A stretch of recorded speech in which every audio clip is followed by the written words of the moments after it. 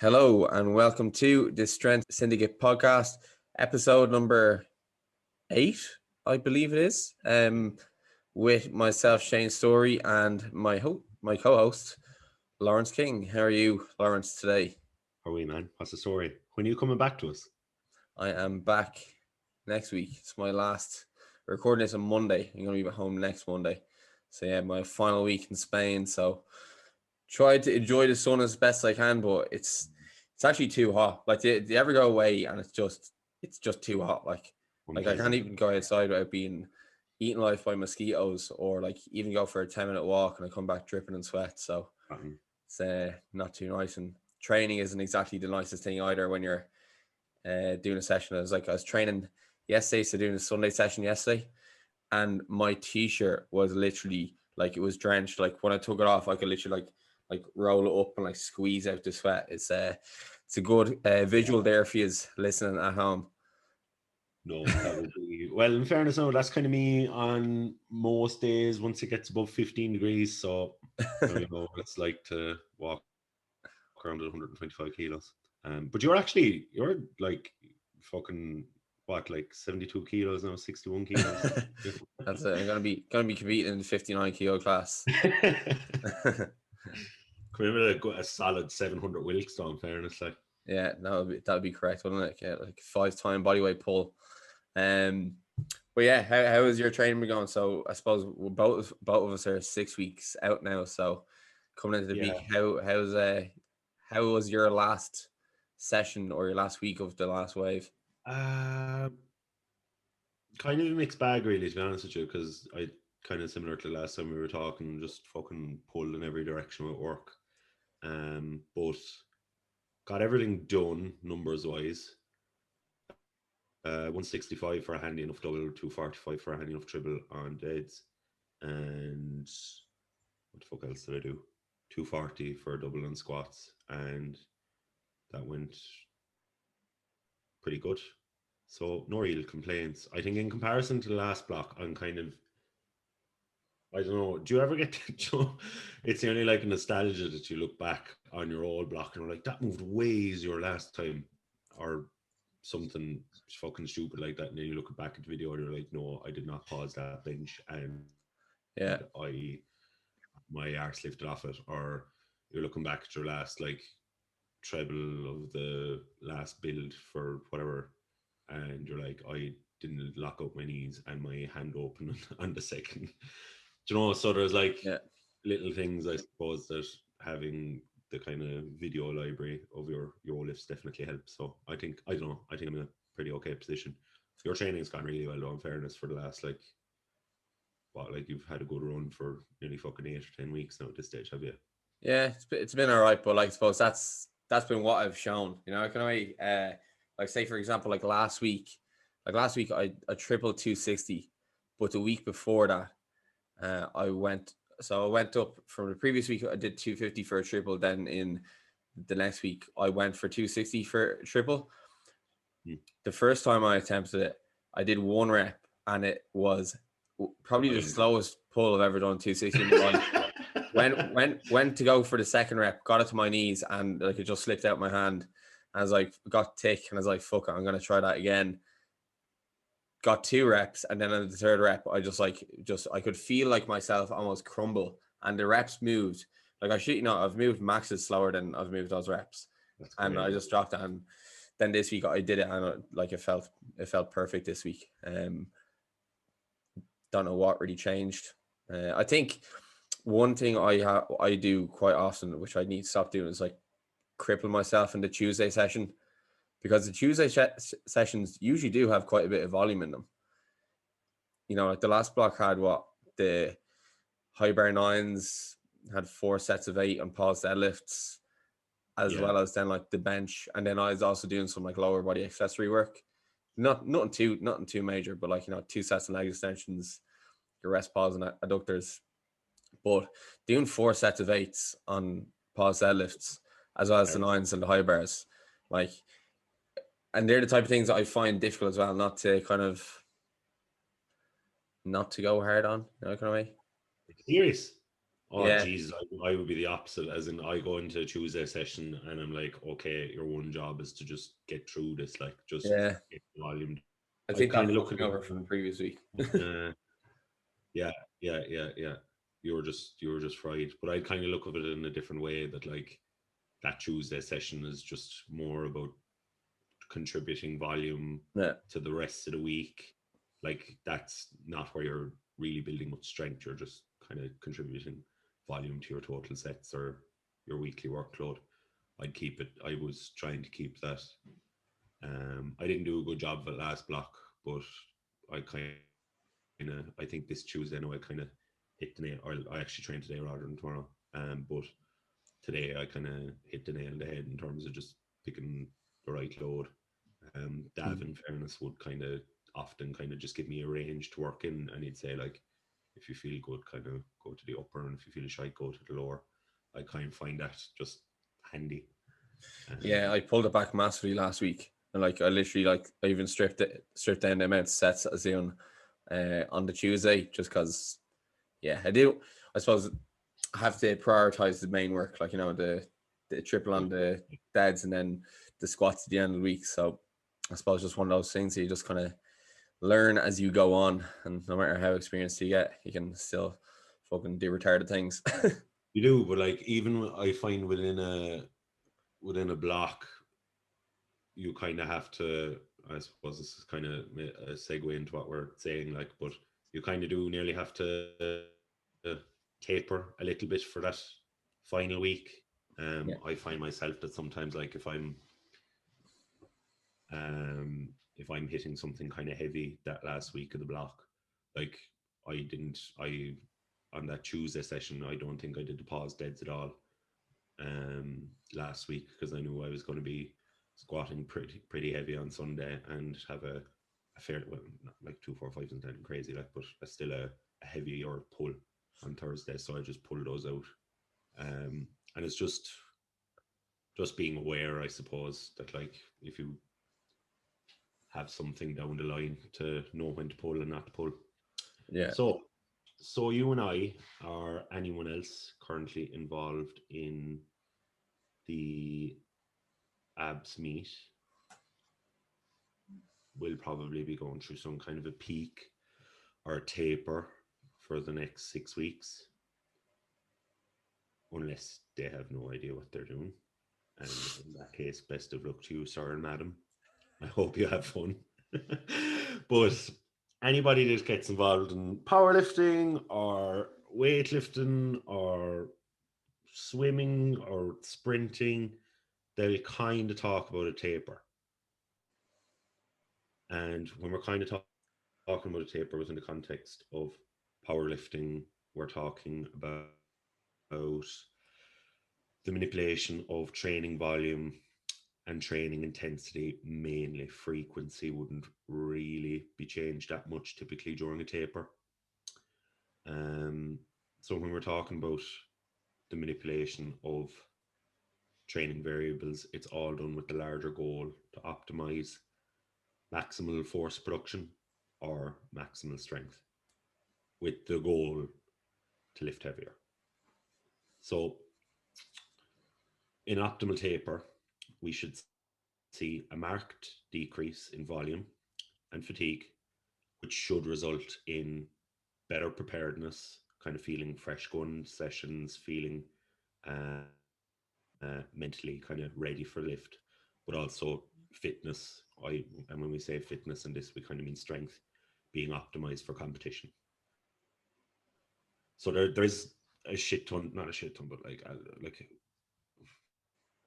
a lot of research on tapers. So we kind of know what a good taper and a bad taper looks like. In a fairly bad taper, we might see fatigue and preparedness maintained or even increased. And that's generally just through bad management of training volume and intensity.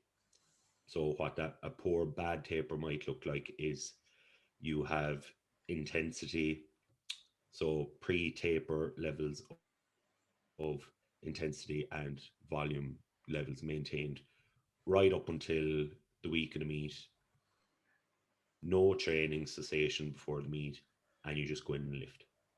So we've had no time for recovery. We've had no time being exposed to additional volumes. So we kind of get to that in a while, but exposure to additional or extra volume for a peak or a taper to work is really important. So anybody who's ever done the abs bench peak will maybe attest to this, that you're doing 25, you're going for maybe the build, doing maybe 16 to 18 sets with bench per week, and then you're maybe going up to like 26 or 28 sets of bench per week for that. And it seems to generally work pretty well. And the mechanism behind that is just you're just doing more work. And then when we start to pull the volume, maybe 2 or 3 days out, that's where we're hoping for some kind of super compensation to result in increases in our 1RM. That kind of sound half okay-ish so far? It does indeed. I suppose one question I would ask if I was a listener would be, like, so that all sounds great, but why can't we just like train into a meet, or why wouldn't train into a meet give us the best performance? Like, what is the thing that the taper essentially is helping us with as we kind of make those increases in intensity and decreases in volume? Right. So I suppose we have a double-edged sword here. So we have this idea of, or not an idea, but we're trying to, number one, get rid of fatigue. So that when we're going into these heavier sessions of maybe higher intensity, that we're fresher going in. Then also, as we approach the competition, we will probably have a lot of residual fatigue from the training block we've just put down. So with a reduction in volume, we should see that fatigue go away. Now, it's not a massive reduction of volume, and I'll kind of get to that, but anywhere from 30 to 50%, we start to see beneficial outcomes. Any more, when you get into the 70 to 90% reduction in volumes, we tend to see less favorable outcomes. And we all know volume really, really important for muscle mass, for strength. So a complete drop in volume down to practically nothing, bad idea. Slight reduction in volume, good idea. The taper length then, I suppose, as well, is another important thing to talk about. So in powerlifting terms, we might have our last heavy squat 2 weeks out, our last heavy pull maybe 10 days out, and our last heavy bench, maybe anecdotally, most powerlifters would be anywhere from 7 to 4 days out. The reason being, if you did all of your last heavy lifts 3 weeks out, there is a little bit of research to kind of show that upper and lower extremity strength levels might decrease at different rates. So your strength is generally maintained for kind of 30 days-ish from when it's peaked. Let's say it peaked for argument's sake. But if we look at the measures that we're using, these are very rarely on, I think I've spoken about this before, these are very rarely measuring squat, bench, and deadlift performance. So I would throw a lot of caution to the wind in saying that maximal strength on a squat, bench, or deadlift can be maintained for 30 days with succession of training. So in powerlifting terms, we tend to taper off from about 10 days to 2 weeks, and maybe slightly less for bench. We have we have a general guideline for tapers, and that's from Bosquet 2007 paper. And they're kind of going along the lines of a 40 to 60% reduction in volume. This is a reduction in volume over 8 to 14 days, and maintain or slight decrease in intensity, and maintain frequency at 80 to 100%. Now, we have different kinds of tapers for different kinds of sports, and different kinds of tapers are used more often in some sports rather than others. So as we kind of, again, as we were just saying there, as we approach comp, volume is going to taper off, residual training fatigue reduces, hopefully.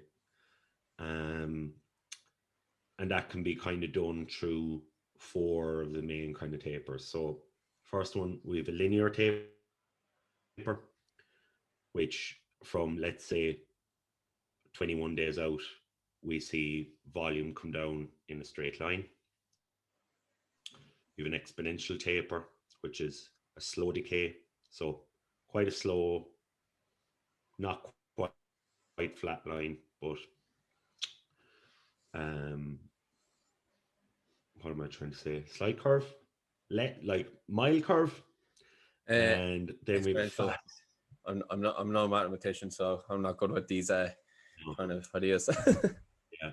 And then we have a fast exponential, which is a larger curve. And then we have a step taper. And step taper just means you have your training period and then you have no training period. And that's pretty much it. Those are your 4 models. So those four have been kind of most widely talked about in literature. The only study I've found that compared all 4 after 3 months of training in triathletes, so triathlon, swimming, some running, what's the other one? Some bicycling. They had a 10-day taper, and it followed one of the exponential, linear, slow, or rapid, and then it was the step. So they measured 5-kilometer time trial and peak power output. So from the taper, they saw in around 4 to 5.5 increases in the exponential, and they saw 1.2 to 1.5% increases in performance from the step.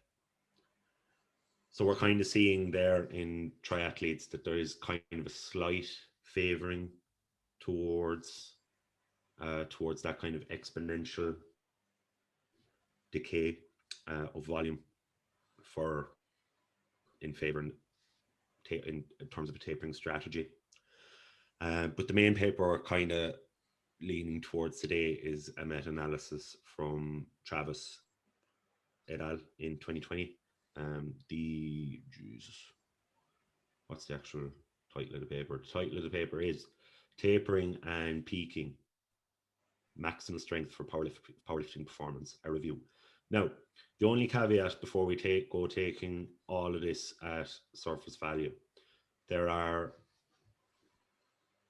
just from reading this paper and any kind of digging I've done before on this or anything I could find, there are really, really, really limited amounts of studies looking at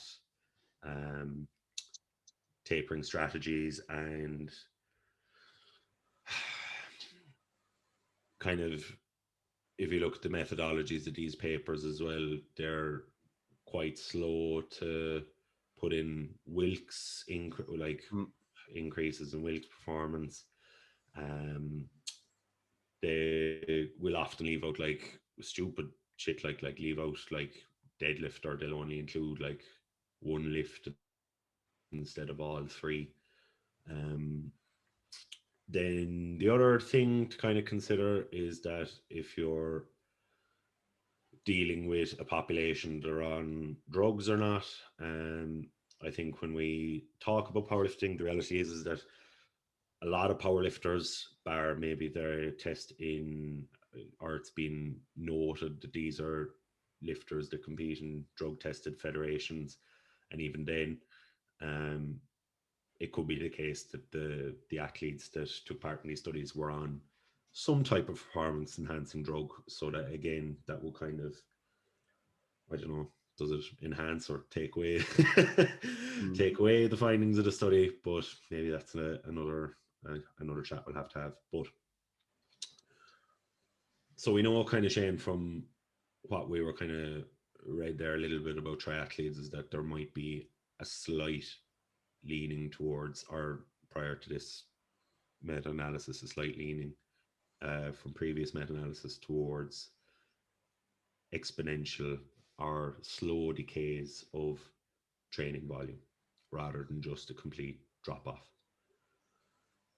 So yes, the key kind of finding from, just to start, the key kind of finding from this whole paper is that tapering and tapering plus some type of short-term training cessation are necessary for improving powerlifting performance. So absolutely vital to be included in some kind of program or in the programming for a powerlifter. You have to taper and you have to take some time off. Mm-hmm. I think everyone kind of knows that. Oh, sorry, never mind. Keep going. Go on. I was going to ask. So what appears to be, I suppose, we kind of talked about like training cessation already, in the sense that, obviously you don't want to be taking too much time off, and like, maybe the 14 days off training is probably not a great idea, because maybe some detraining does appear to happen after that kind of 14-day aspect, and then 30 days certainly wouldn't be on the table. So shorter, obviously, it's going to be apparent, but we don't really see too often that people are taking an entire week off. Sometimes we do if they're bigger people. But even still, what appears to be the kind of optimal range for kind of training cessation? So I suppose I could talk about that now. Training cessation, in most of these papers, they're kind of saying, there is a recommendation from Travis, and they are kind of saying that a training cessation of 2 to 7 days is the recommendation that they've found from their meta-analysis. So you are kind of talking about maybe, just depending on how fatigued you are, maybe 2 to 7 days is up to your own interpretation. Again, like when meta-analysis make recommendations, they are quite difficult to hang a heart on. They're very rarely definitive, as in do this, do this, do this. So yeah, 2 to 7 days, that's kind of the guideline. So for maximal strength performance, step tapers may be effective to the same degree as other tapering models. So Travis was basically saying that for strength, the step taper does show some efficacy. But they are saying the tapering with an exponential model is kind of more favorable in order to improve powerlifting performance, i.e. increase your total. But both are pretty effective from what they can see. And that kind of, from what I kind of just said a little bit earlier, that the whole kind of crux of the issue here is just managing that training volume coming into the taper. And that's far more predictive of performance following the taper than intensity. So if you're coming into your taper maintaining intensity or having a very slight increase, but managing that training volume effectively, will hold better outcomes for you than just playing around with intensity massively, or maintaining training volume. So I suppose in that Travis paper, they do kind of try and give some mechanisms behind the taper. They say there's some drop off and obviously there's going to be a drop off in kind of creatine kinase, some cytokines, like all of these inflammatory markers as well. They're all going to be reduced. But then at a neuromuscular level, it's like what's going on is a lot harder to kind of gauge. There is a Heikkinen paper from 1991 that looked at what happens, say, on a hormonal level from a taper, and they saw some IGF-1 increases, some testosterone increases, and some cortisol decreases. As I suppose, not that you'd expect, but again, we all know, like, recovery from a very hard training block is really important. So that kind of cessation of training does, and to see that hormonal response does make sense. So then we're kind of talking about the recommendations prior to that Travis paper, or I'm not going to say like swirly, but there was a Pritchard paper from 2015, and they're in a lab in New Zealand, and they did a pretty nice review, just discussing tapering strategies and the mechanisms behind tapering. And I'll get up the name of that paper now if anyone wants to find it. It is the effects and mechanisms of tapering in maximizing muscular strength. And essentially, that paper gave some fairly basic recommendations for tapering for strength. The first one, that a taper duration of at least 1 week and no more of 4 weeks should be used, and they can use a step or progressive taper. When they say progressive taper, again, that exponential taper or linear taper is what they're talking about. There should be a drop off in training load, primarily from training volume. And they are saying that anywhere from 30 to 70% seem effective. So again, it's just down to the individual then of how much a reduction of training volume is necessary. Um, and they're again saying that can be through the actual reduction of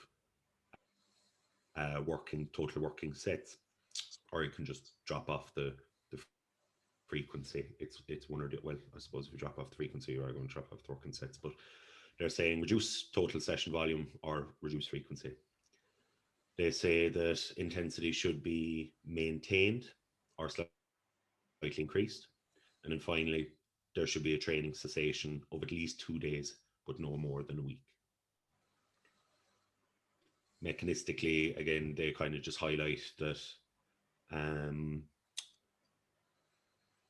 after any longer of detraining, or not detraining, but any longer completely without training, you do tend to see small decreases in muscle cross-sectional area. We've spoken about this on this here in terms of muscular atrophy that you may encounter, and not training for short periods of time can see drop-offs in muscle glycogen, which could see, like, for every gram of glycogen you lose, was it 3 or 4 grams of water, Shane? 3. I think it's Could be 3. 3, yeah.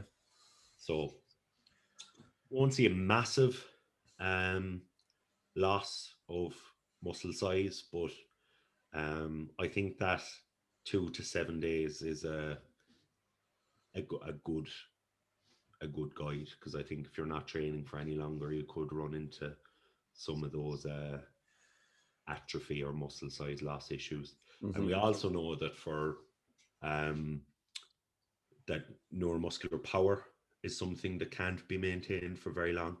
Power output, rate force development, that you've quite a small window for that. So I think that's generally just a good idea.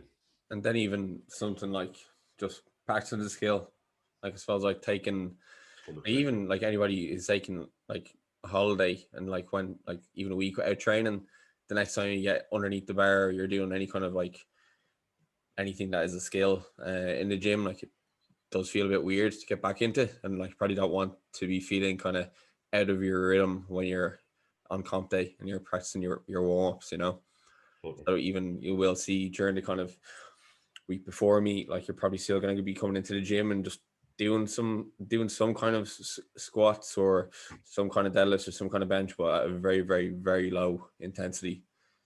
Yeah, and I think like anybody that's followed a couple of powerlifting programs, you'll typically kind of see very similar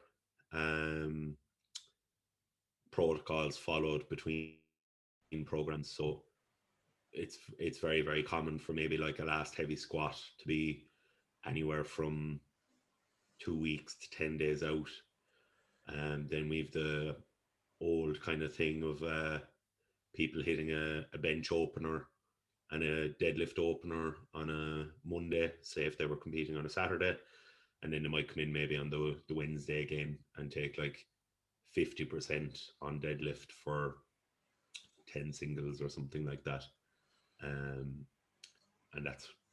there is a little bit of science maybe to support that you are potentially optimizing peak power output for the main event.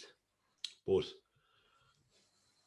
that Travis meta-analysis kind of gave further clarification to the drop-off in volume issue.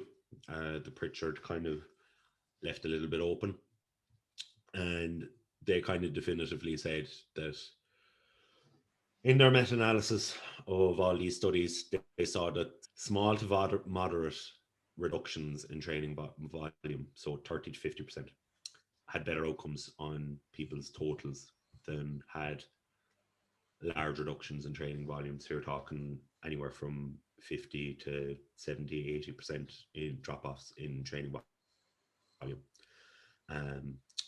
The smallest training volume reductions they saw were 32 to 37%, and that had about a 4-5% increase on back squat and deadlift performance, and had, oh my god, on weightlifters I think had 4% of an increase.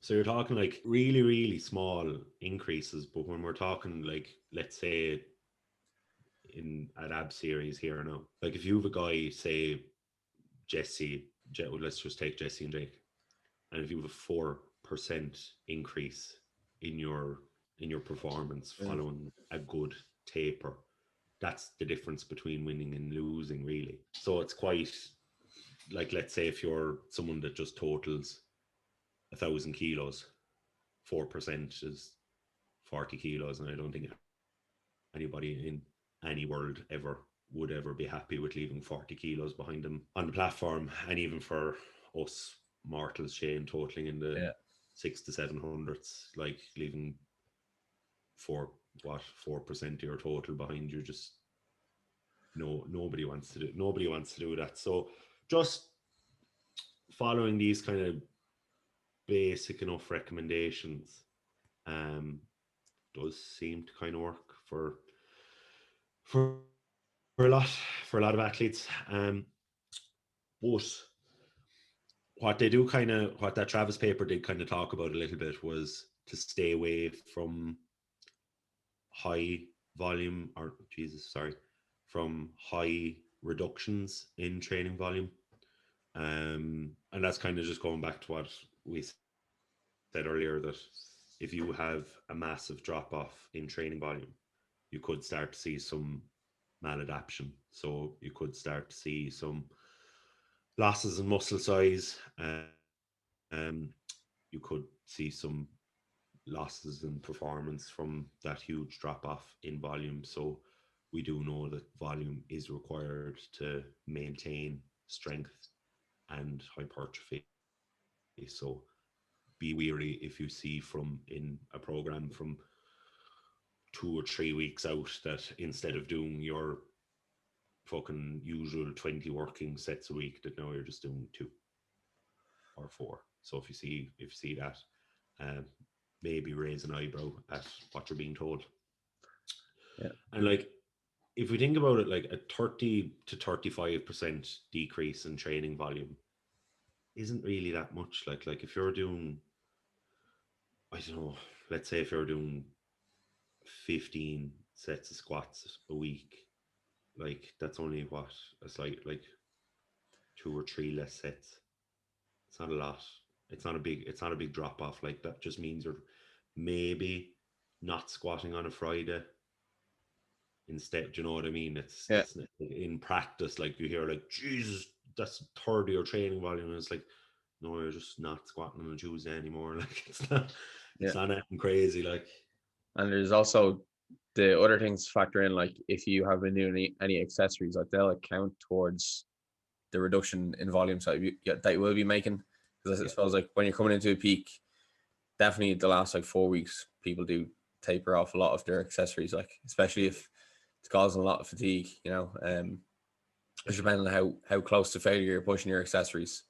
You know, that could be a lot. So yeah, no, you're dead right.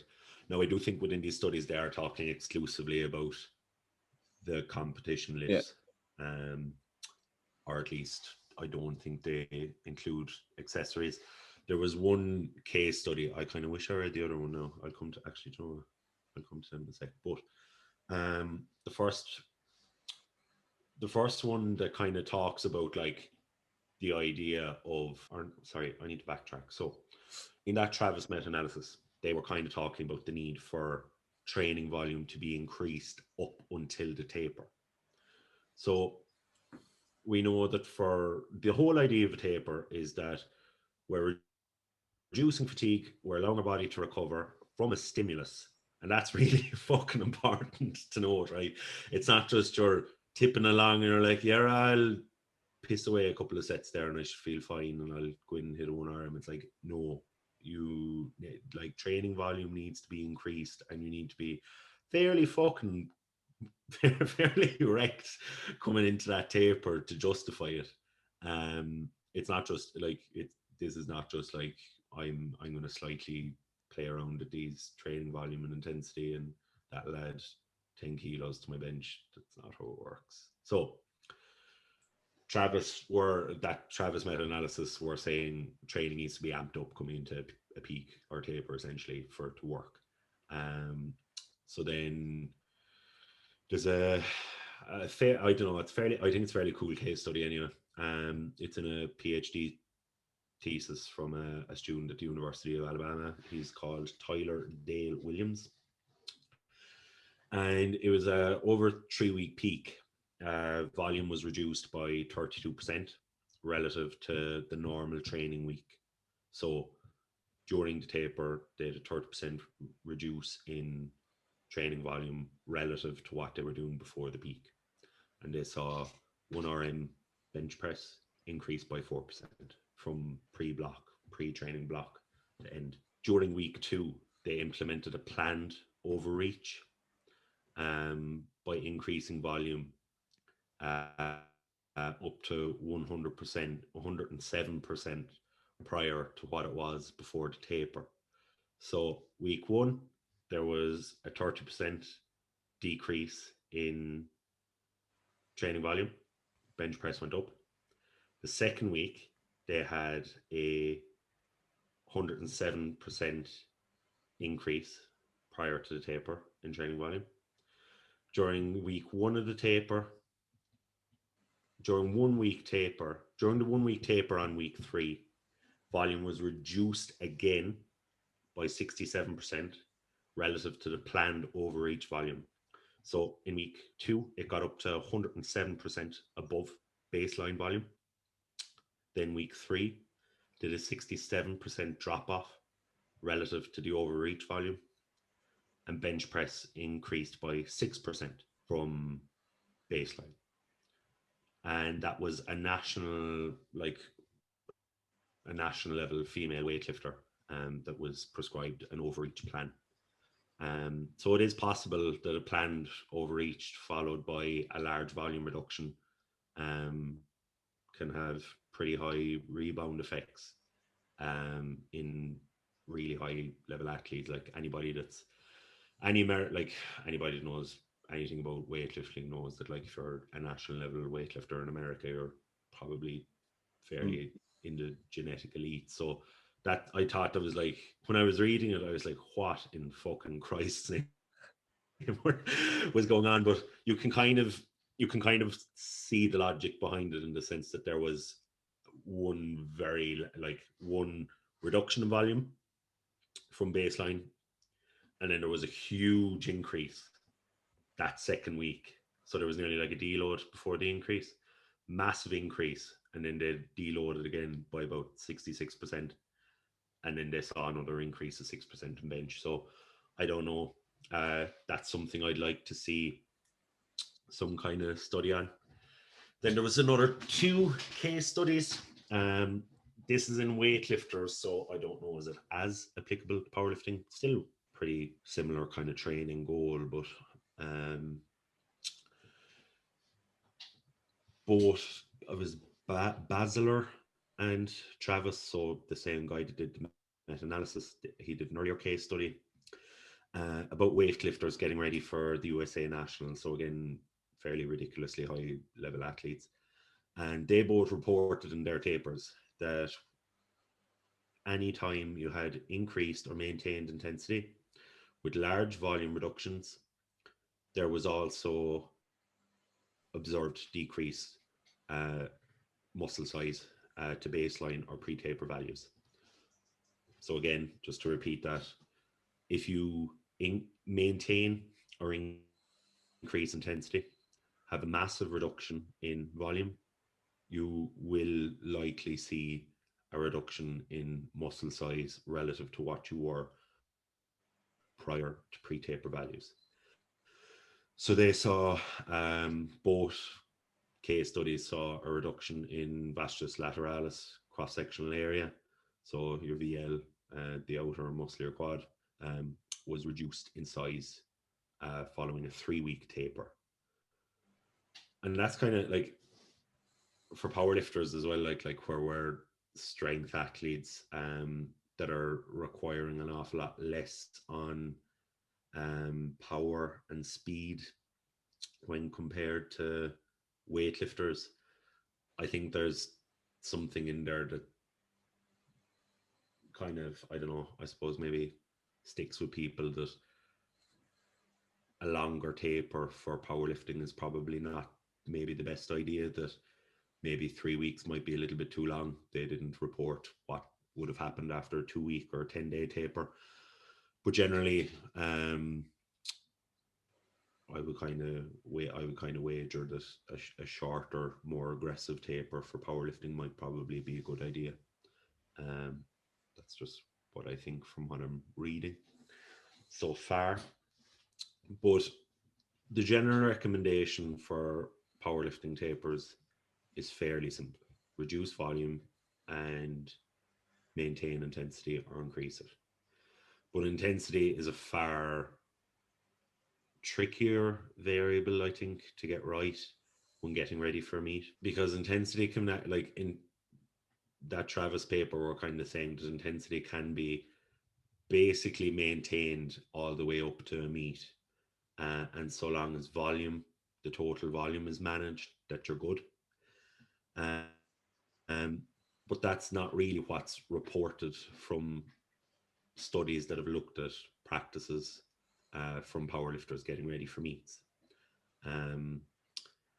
Like for powerlifting as well, the margin that intensity can be increased or decreased is pretty, or not decreased, but increased at least, is pretty small. Like the average kind of volume, or not the average volume, the average intensity that most powerlifters are working at for, say, the final 4 weeks of the meet is reported at about 85%, and reducing volumes to a large amount, or reducing volumes by a large amount and increasing the high intensity work, it'll just batter someone and just drop off their performance. Like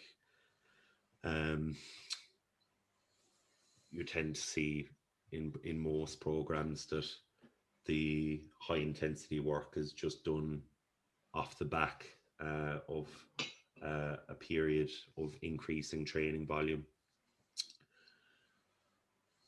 But maintaining intensity is probably a safer option for making up a taper. So you've all your hard work done up to this point. So that's something to really keep clear in your head. Your taper is quite different. Your taper is not your training block. Your taper is just those last 10, 14 days. Hang on, put in this charger. Your taper is just the last 10 or 14 days. So when you hear that, oh yeah, you need to maintain intensity, they're not saying that like you need to squat 240 kilos like a week before the meet. They're saying that you can safely reduce or maintain training intensity. What they are saying is that dropping off your volume and then jacking up your intensity, probably not that good of an idea. Mhm. Yeah, like I suppose in the last 14 days, as you mentioned, it's not that you're necessarily gaining any more strength; it's that it's being revealed, and hopefully that kind of grand reveal happens on the competition day.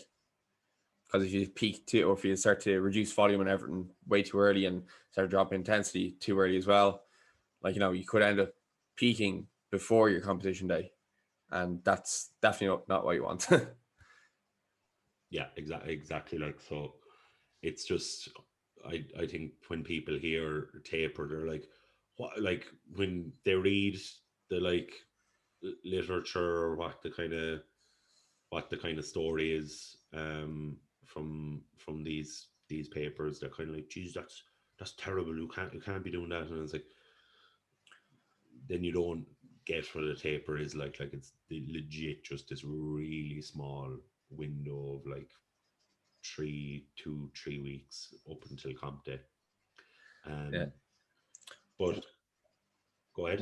One thing that probably makes it a bit easier as well is if like you're coming into the taper a bit fresher. Like if you are coming in carrying any kind of knocks or any kind of niggles, that can not only kind of affect the taper, but I suppose it's obviously going to affect your kind of mindset coming into it. Because, say for example, when you were talking about your kind of pecs train that you had, and you had to like reduce kind of overall all volume, like doing that too early can affect, I suppose, potentially your performance, but it also affect your kind of psychology coming into the Oh, actual 100. meet.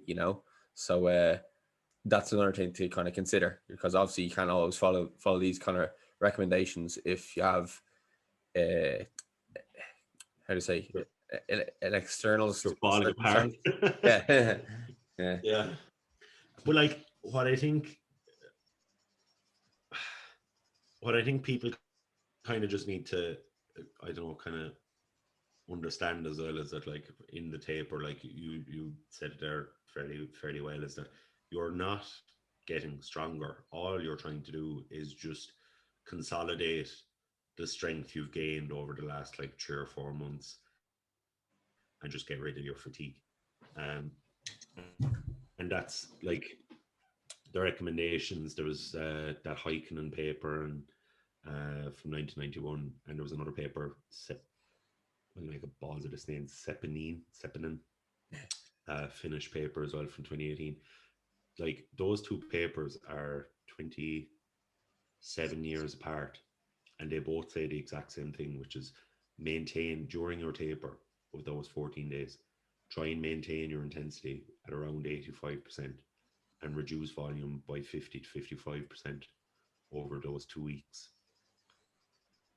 And like if you're somebody that squats, let's say like your max squat is 200 kilos, you finished off the block on a 200 kilo squat.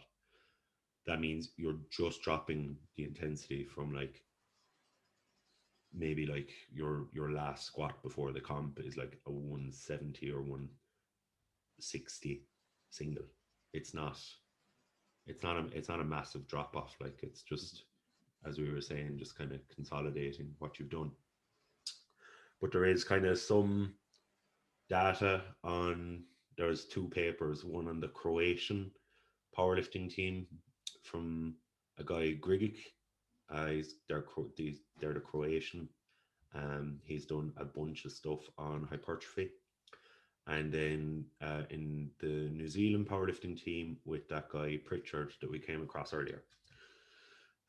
So the Croatians followed a similar taper to what I said earlier, of maintaining intensity at 85% and dropping volume by anywhere from 50 to 55%. But their taper lasted about 18 days. The New Zealanders followed again a similar taper, which was about 17 days, um, but only reduced intensity in some lifts by as little as 5%. Um, so again, these papers are just reporting what was done. They're not really reporting massively on the outcomes or anything. Um, so kind of hard to read between the lines there, and what actually worked and what didn't work. But they're just reporting what was done. But the Travis meta-analysis finishes on some fairly definitive, I suppose maybe not answers, but um, sentences that studies where intensity was maintained appeared to produce performance benefits anywhere from 1 to 6%, whereas those that decreased intensity appeared to produce performance benefits anywhere from 2 to 10%. However, studies that reported increased intensity during the taper elicited no performance increases or didn't specify or had an unspecified overall performance improvement. So just to go over that, if you have maintained or reduced intensity, we see increases from 2 to 10% ish. However, if you see an increase in intensity during the taper, you tend to see no, no increases, zilch. Now there was one, or was it one or two case studies that showed benefits on performance, where intensity was increased up to the last training session and then decreased by 4% for the final training session, followed by a complete cessation of training leading into the competition. Now, I tried it. It was an Andre and Askow 2016 case study, and I dug around the internet trying to find this fucking paper, and I could not find it. It's I don't know how. Do you know when you're reading a meta-analysis or a review, and they cite paper, and you go digging for it, or but like we're like, how would these fucking cunts get their hands in this paper? Like I know, like when you are doing a meta-analysis, you do run through a ton of databases when it's actually being performed. Um, so it must have flashed up somewhere, but like it's not available on any repository that I would use. So on the Web of Science, or the NCBI, couldn't find it. So on, on PubMed, I couldn't find it. Um, so if anyone has that paper, send it my way. Because I think that's fairly interesting that like they just slightly dropped off intensity coming up into the meet, didn't train, and then saw fairly decent increase in performance. But the final kind of, I suppose, where you can kind of start maybe getting some clearer kind of stuff from that Travis meta-analysis is they give some relatively straightforward recommendations. But again, like the first one, there's a recommendation for a drop off in training volume anywhere from 30 to 70%. Now they have unequivocally said that we they've seen favorable outcomes from small to moderate decreases in training volume. So be aware that they've said that previously. Then in terms of the training intensity, slight reductions of training, it's not slight reductions, but reductions in training volume. Jesus Christ, slight reductions in training intensity to in around 85% of 1RM, probably beneficial. Using an exponential or step taper to manipulate your training volume over a 1 to 2 week period, followed by a completely stopping training from 2 to 7 days. That's the kind of guideline. Their guidelines are quite similar to that 2015 Pritchard paper, only for their saying the optimal taper that we kind of alluded to earlier is probably max 2 weeks. Any longer, and you are probably going to see some maladaptation or some and that maladaptation come in the form of maybe some atrophy, maybe some losses in peak power, some losses in rate of force development. But they also kind of showed that, well, intensity can be decreased, particularly during the week coming up to the competition to improve performance. So drop offs in intensity might be beneficial. Like you see it like in the abs program, like you do your last heavy squat 2 weeks out.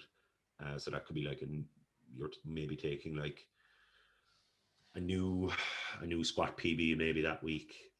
Maybe like if you're going in, your best squat ever was like 245, and maybe you've squatted like 250.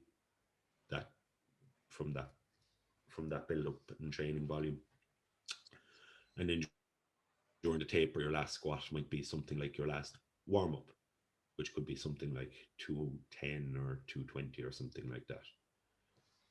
So nothing too crazy. Um, so yeah, that's kind of it really. Like, and I mean, like, what I think I hope most people kind of take away from us going through that kind of paper is just that when you read a meta-analysis or you read something, that's a synthesis of the data they have available to them. So as we were kind of saying at the start, there is a real lack of data on tapering strategies. For powerlifters, an awful lot of the time they're just legit reporting what people did. Um, and that meta-analysis, again, the guidelines for it are quite broad. But if you kind of read between the lines, you can pull out um, some stuff that's pretty easy to implement, like knowing that for your taper, maintaining intensity at around 85% for your lifts is probably a good idea. That dropping off your total training volume by somewhere from 30 to, let's maybe not go with the upper range, but maybe 30 to 50%, probably a good idea. Having frequency maintained, still doable. And then a complete cessation. So completely stopping training for 2 to 7 days before your meet, before you're lifting, probably a good idea. The taper isn't magic. We saw kind of from all of those papers we were talking about, like fairly small increases in performance, like anywhere from 2 to 6%. There was one paper that saw increases of up to 10%, but I'm not 100% sure on what kind of population they were um, they were they included in that study. So generally we're talking small increases, but in powerlifting, I think particularly, like if you said to me, Lawrence, you were going to increase your total there by 5%, I would bite the fucking hand off you. If you told me if this taper goes well, you'll see a performance increase of 5%, and I'm sure Shane, you'd be the same. Yeah, 100%. Every kilo matters. Every kilo matters, but especially like we've fucking all the big dogs now in D1 this year. Where like I'd say you're gonna have you. What there's one, Ian Benson, and there's someone else. I'd say there's gonna be like it's gonna come down to the last pull for first place in that. Yeah, it's gonna be an interesting one. Yeah. So that kind of is nothing to be sneezed at. And I don't know, I would just kind of be hopeful that people just listen to their coaches and don't do anything fucking bananas. Like there are shit tons of good coaches that are aware of all of the stuff we've just spoken about. So that's going back to our old kind of fallback of just get yourself a fucking coach. Yeah. If you can't take yourself through that, get onto a club. Like the taper is, from what we've seen, like relatively important in terms of a powerlifting context. But people still seem to manage to fuck it up somehow by training too hard or training too heavy during that period. So just follow the guidelines, lads. Fairly simple. Yeah, it's 100% it. I suppose Anything, that pretty much wraps us up then, does it? that wraps us up. Is there anything you want to throw in there? Any old curveball or anything? No. I suppose maybe one thing they just touched on there in terms of with the add-on of making sure you have a coach for it. So one of the applications of it is because probably in the peak you're probably not going to feel the best as well, like because you will be kind of dissipating that fatigue, but will still have the residual effects, which can as well affect just psychologically. Like, you know, if you're moving weight a few weeks out and if it's moving super slow, but you have somebody there to just remind you that's kind of part of the process, and that on the meet day you will notice that. But if the kind of taper works, that the weights will start to move kind of at the speed that you kind of expect them to. Yeah. So that's just one reason to make sure you have somebody there to kind of be an objective eye, because like you're always going to be your own worst critic when you're kind of in those kind of phases. So yeah, no, just one thing to bear in mind. So yeah. No. Come here. I look forward to seeing you, Mr. Story. When you're back, and I hope everyone listening gives you a rapturous welcome when you walk into Alves next Sunday. Well, I won't be here next Sunday. I'll be here the following Sunday. Well, I'll be training there. When will this go live? This will be going live this Wednesday. Oh fuck! Won't be this week's up. No. Right. So thank you very much for listening.